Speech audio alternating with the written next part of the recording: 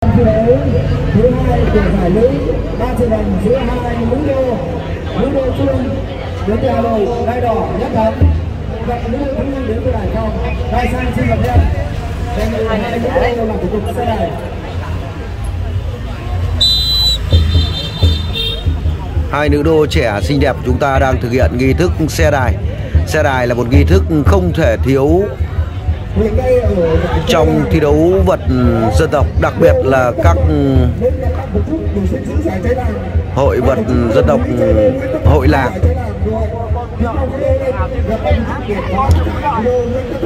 Hai nữ đô của chúng ta thực hiện xong nghi thức xe đài. Trận đấu bắt đầu. Trên hình ảnh quý vị các bạn đang theo dõi là trận thi đấu thứ hai của giải vật nữ trị giá 3 triệu đồng Hội vật dân tộc truyền thống làng chè Tiên Sơn Bắc Ninh 2023.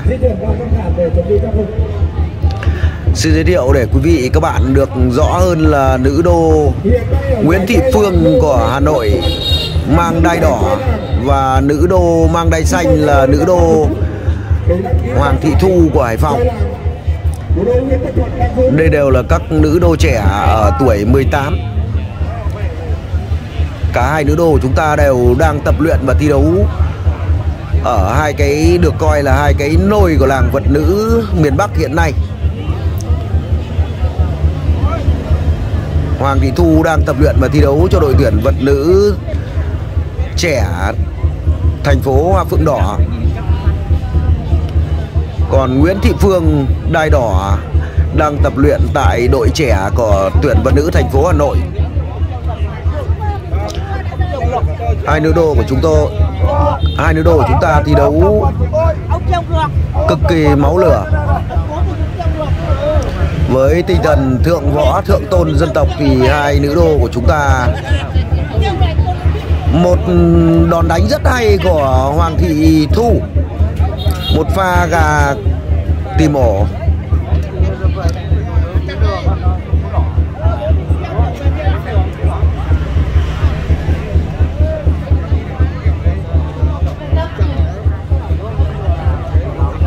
Cả hai nữ đô đều thi đấu với tốc độ khá cao,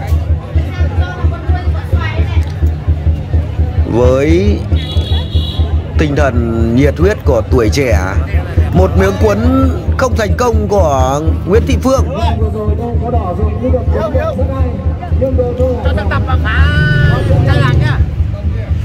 Pha thoát đòn cũng của đô Hoàng Thị Thu Hải Phòng đai xanh cũng rất hay.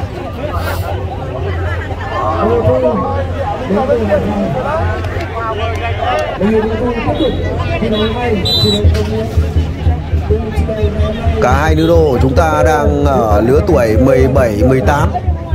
Các em đang là trụ cột của đội tuyển vật trẻ Hải Phòng cũng như Hà Nội.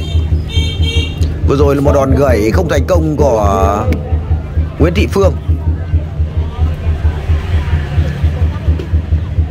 Các nữ đô trẻ triển khai những miếng đánh rất táo bạo. Chúng ta có thể thấy được sới vật làng chè, rất đông khán giả, nhân dân làng chè cũng như du khách thập phương về chảy hội tại lễ hội đấu vật dân tộc truyền thống làng chè Tiên Sơn 2023 ngày một đông. Theo quan sát của chúng tôi thì có khoảng 5.000 chỗ ngồi đã chật kín rồi.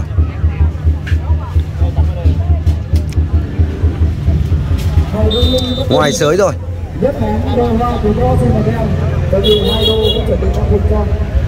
Hai đô tiếp tục thi đấu ở khu vực giữa sới. Trận đấu tiếp tục.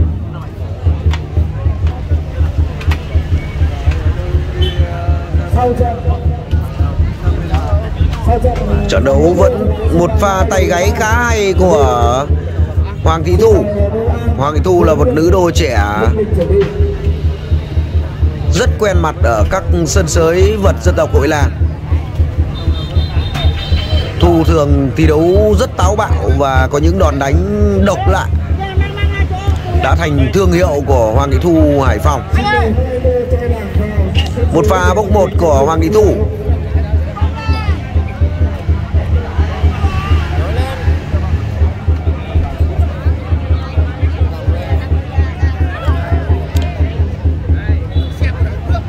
Liên tục là những miếng đánh táo bạo, những miếng đánh rất nhanh. Vẫn là một pha bốc một của Hoàng Thị Thu.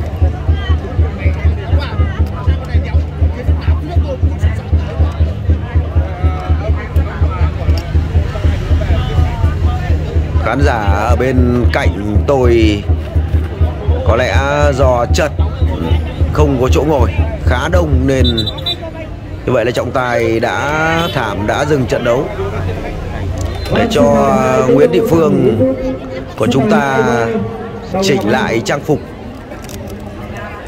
Như vậy là trận đấu tiếp tục. Đây là hiệp thi đấu thứ 2.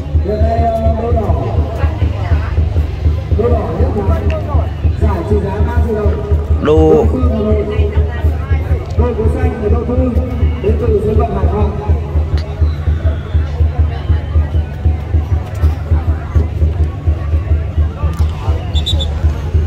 ở giải vật nữ 3 triệu đồng này thì đô Nguyễn Thị Phương của Hà Nội đai đỏ đã nhất thắng một keo và muốn đoạt được giải vật nữ trị giá 3 triệu đồng này thì Đô Phương cần phải giành chiến thắng ở 2 keo vật tiếp theo.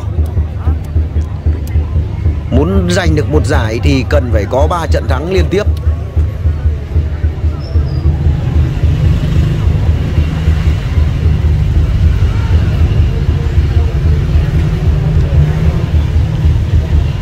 Ở giải leo thì theo thể lệ thi đấu vật dân tộc truyền thống Hội Làng Chè, mỗi đô chỉ cần giành thắng lợi một keo là coi như đã có giải leo.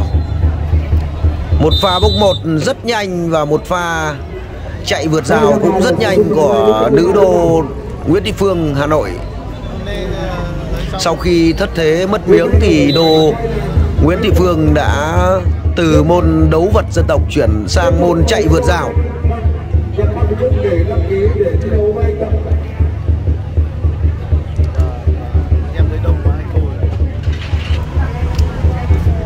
Trận đấu diễn ra đã được khoảng gần 10 phút nhưng hai nữ đô trẻ của chúng ta thi đấu nhiệt huyết và không ngừng nghỉ. Ngoài sới rồi. Hai nữ đô tiếp tục thi đấu ở khu vực giữa sới.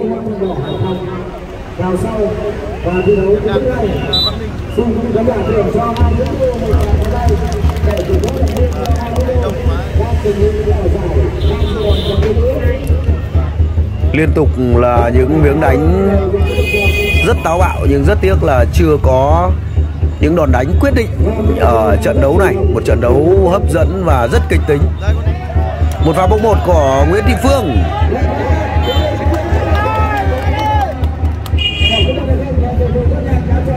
Hoàng Thị Thu đã thoát miếng rất nhanh. Các em được huấn luyện, tập luyện và thi đấu ở môn đấu vật tự do, vật quốc tế, nên khi đến với sới vật dân tộc truyền thống Hội Làng thì các em cũng thi đấu với thiên hướng là rất nhiệt huyết, với tinh thần võ vật dân tộc thượng tôn.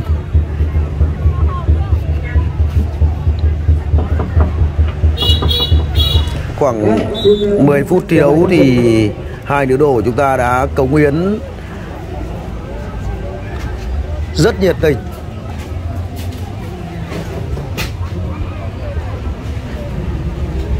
Ban tổ chức chúng tôi đang chuẩn bị cả thân mặt, với các nữ đô có nhu cầu dùng thân mặt thì có thể lên bàn ban tổ chức để lấy thân mặt.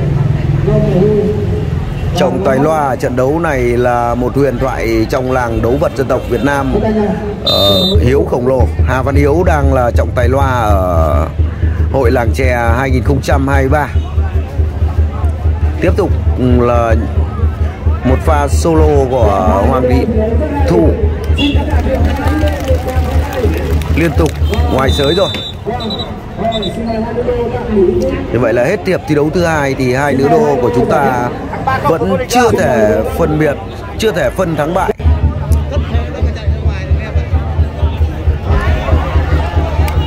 rất nhanh. Một pha sang sau của Hoàng Thị Thu.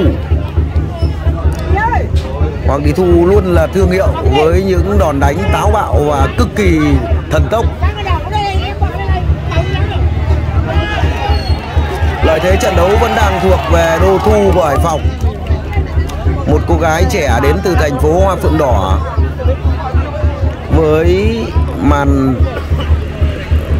với lối thi đấu cực kỳ táo bạo.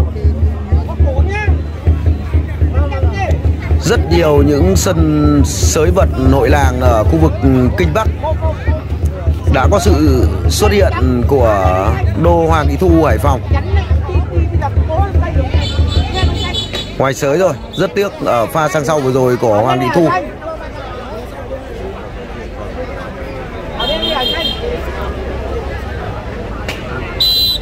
Trận đấu tiếp tục.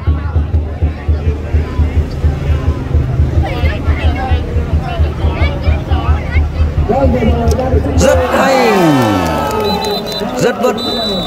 rất bất ngờ thì đô Nguyễn Thị Phương của Hà Nội đã thực hiện một miếng đánh